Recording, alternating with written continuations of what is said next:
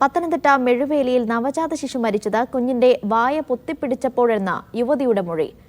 കുഞ്ഞു കരഞ്ഞപ്പോഴാണ് വായ പൊത്തിപ്പിടിച്ചത്. ആൺസുഹൃത്തിൽ നിന്നാണ് ഗർഭിണിയായതെന്നും ഇക്കാര്യം കുടുംബത്തോട് മറച്ചുവെച്ചുവെന്നും മൊഴി നൽകി. നന്ദുഷ കൂടുതൽ വിവരങ്ങൾ നൽകും. നന്ദുഷ, ഈ യുവതിയുടെ മൊഴിയുടെ വിശദാംശങ്ങൾ എന്തൊക്കെ?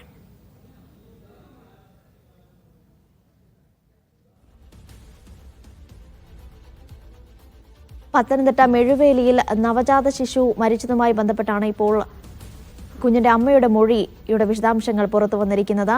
കുഞ്ഞ് കരഞ്ഞപ്പോൾ വായ പൊത്തിപ്പിടിക്കുകയായിരുന്നു.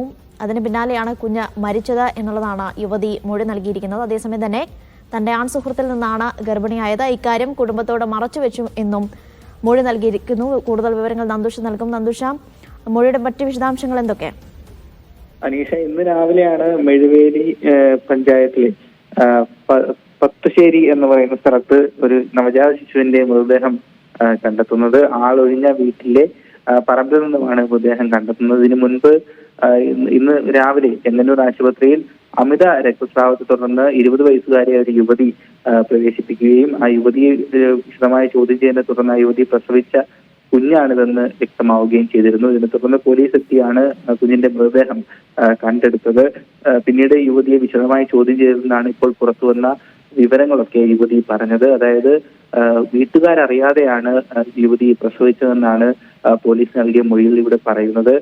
കുഞ്ഞ് ഉച്ചത്തിൽ കരഞ്ഞപ്പോൾ കുഞ്ഞിന്റെ വായ കൈ ഉപയോഗിച്ച് പൊത്തിപ്പിടിച്ചു. ഇങ്ങനെ ആയിരിക്കാം കുഞ്ഞ് മരിച്ചതെന്നാണ് യുവതി ഇപ്പോൾ സംശയിക്കുന്നത്. അതോടൊപ്പം ഈ വീട്ടുകാർ കാമുകനിലൂടെയാണ് യുവതി ഗർഭം ധരിച്ചതെന്നും വീട്ടുകാരിൽ നിന്നും ഈ ഗർഭിണിയായ വിവരം മറച്ചുവെച്ചുവെന്നും യുവതി പോലീസിനോട് മൊഴി നൽകിയതിൽ പറയുന്നു. അതോടൊപ്പം പുക്കിൽ കൂടി കട്ട് ചെയ്തതും യുവതി തന്നെയാണ്. വീട്ടുകാരറിയാതെയാണ് പ്രസവിച്ചത് എന്നും യുവതി പറയുന്നു. അതോടൊപ്പം ചേമ്പുലയിൽ കുഞ്ഞിന്റെ മൃതദേഹം പൊതിഞ്ഞ് ആളൊഴിഞ്ഞ പറമ്പിലേക്ക് കളയുകയായിരുന്നുവെന്ന് യുവതി പോലീസിനോട് കുറ്റസമ്മതം നടത്തിയിട്ടുണ്ട്. അനീഷ.